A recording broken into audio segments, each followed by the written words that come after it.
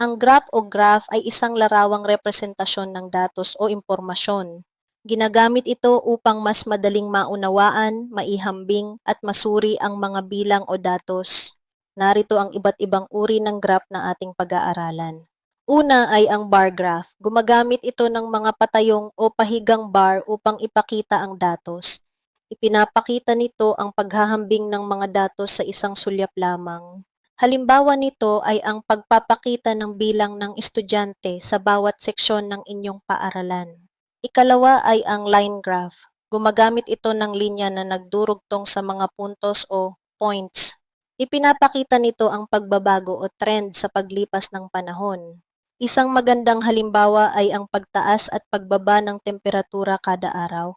Ikatlo ay ang pie graph o circle graph. Ito ay hugis bilog na hinahati sa iba't ibang bahagi.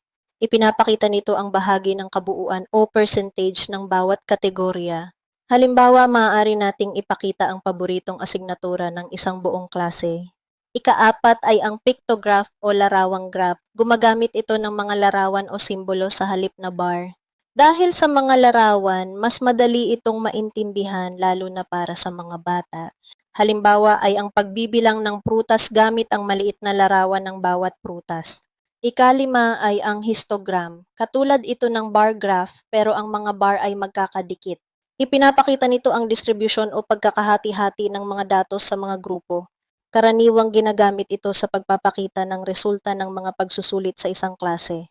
Sa kabuuan, ang graph ay isang mabisang paraan para ipakita ang datos sa biswal na anyo para sa lahat.